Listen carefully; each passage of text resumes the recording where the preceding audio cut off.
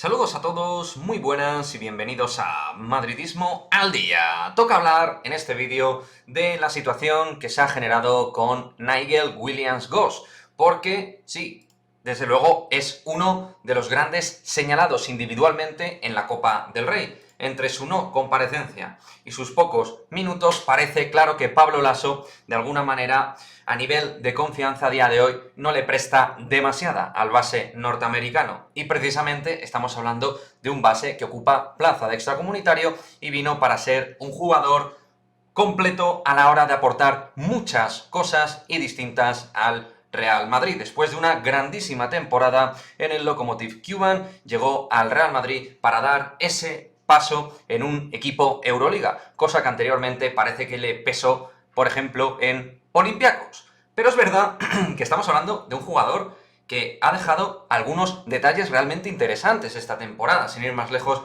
aquel partido frente al CSKA de Moscú con muchísimos jugadores con COVID, dio un paso al frente y lideró al equipo para conseguir una victoria con muchísimo valor. Pero es verdad que a nivel de constancia, sus prestaciones dentro del parquet están generando mucha controversia, muchísima irregularidad y sobre todo estamos viendo un base que no toma ese punto de protagonismo que el equipo necesita. Necesita de todos los exteriores, porque ahora mismo falta anotación, faltan recursos a la hora de generar canastas. Y Nigel en el Lokomotiv Kuban, si algo demostró, es que es un tío que tiene puntos. Que no es un tirador excelso, no lo es, pero puede tirar.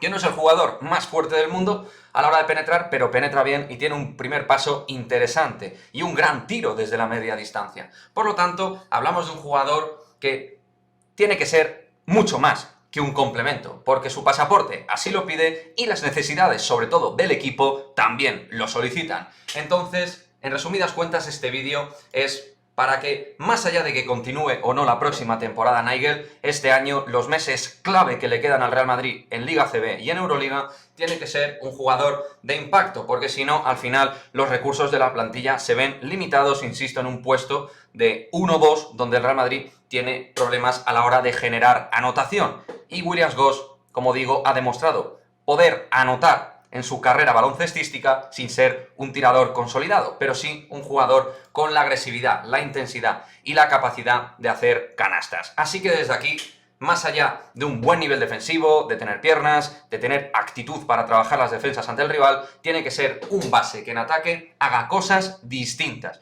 Yo no digo que vaya a ser el mejor base Euroliga, porque creo que no lo va a ser, pero sí que puede ser un base que nos dé ese impacto complementario a los Tomás Hurtel y compañía, porque si no, tanto el base galo como el resto pues se quedan en modo solitario. Y ahora mismo la figura de Nigel es fundamental. Y fundamental también que Pablo Laso recupere a un buen Nigel Williams-Goss. Que yo no sé tampoco si puede ser un primer espada en un Real Madrid, pero desde luego que tiene que ser un jugador más firme y constante en su producción de juego ofensivamente en el Real Madrid, que nadie le quepa duda de que tiene que tener más protagonismo, y yo quiero tener la esperanza de que en los próximos meses lo pueda tener. No soy de esos que piensan que es un jugador que no tiene nivel para equipo Euroliga, yo pienso que sí lo tiene. De hecho, a mí su fichaje realmente me gustó, porque es un base muy completo, no es un 10 en nada, pero es un 7,5, 8 en varias cosas cuando, por ejemplo, como la temporada pasada, estuvo en su prime baloncestístico.